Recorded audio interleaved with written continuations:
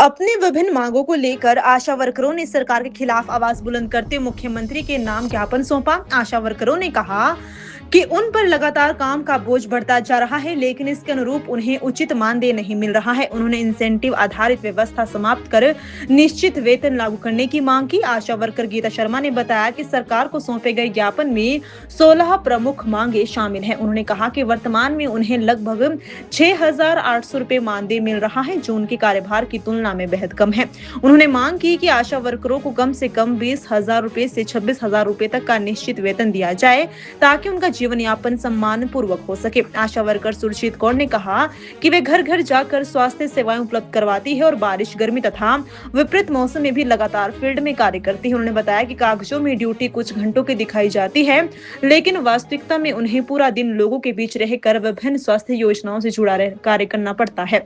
आशा वर्करों ने कहा कि स्वास्थ्य सेवाओं को गांव-गांव तक पहुंचाने में उनकी महत्वपूर्ण भूमिका है, इसलिए सरकार को उनके कार्य का उचित मूल्यांकन करते हुए निश्चित वेतन और अन्य सुविधाएं उपलब्ध करवानी चाहिए। उन्होंने चेतावनी दी कि यदि उनकी मांगों पर शीघ्र सकारात्मक निर्णय नहीं लिया गया तो आंदोलन को और तेज किया जाएगा। मेरा नाम सुरजीत कौर है, आशा वर्कर हूँ जी।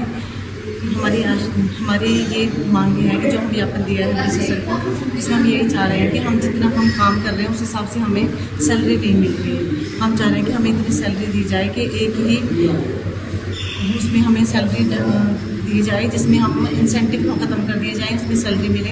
हमने सब घर घर जाते हैं, हम डोर टू डोर जाना हमारा फील्ड वर्क का काम है हमारा, जिसमें हम ग्राउंड में रह के हमें सब पता है कि किसी को स्वास्थ्य सेवाएं हमने कैसे पहुंचानी है। इसमें हम चाह रहे हैं कि जब तक हम लोगों को हम स्वास्थ्य सेवाएं पहुंचा रहे हैं तो हमारी सैलरी एक निश्चित होनी चाहिए। सैलरी का तो पता था जी, पर उसका ये था कि इंसेंटिव मिलेंगे, पर हम जिस हिसाब से हमारा काम नहीं है, जिस हिसाब से हमारा काम है उस हिसाब से हम ये चाह रहे हैं कि हमें एक सैलरी दी जाए।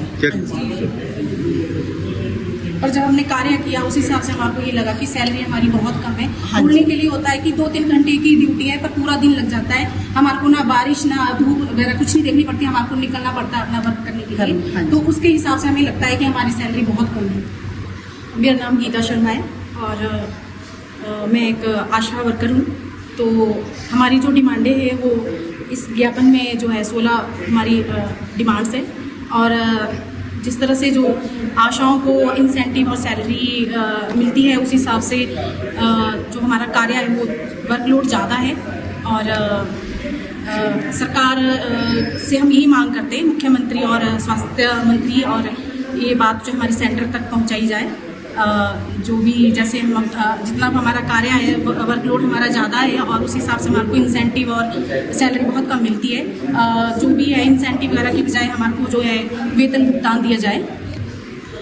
अभी तक हमारे को जो है 5800 रुपये मिलते थे, इसमें इंसेंटिव बढ़ाकर 1000 रुपये बढ़ाया तो 6800 हमारे को जो है इसमें जो है सैलरी मिली। जिस हिसाब से वर्क है उस हिसाब से तो 26,000 या फिर इंसेंटिव हमारे को ना दिया जाए, हमारे को जो है सैलरी ही मिले, पर 20,000 या 48,000 तक हमारी सैलरी हो। Rising from the Himalayas, a university for the new India driven by innovation. From cutting-edge research to leading startups, Shoolini students learn to shape the future. Shoolini University. Apply now.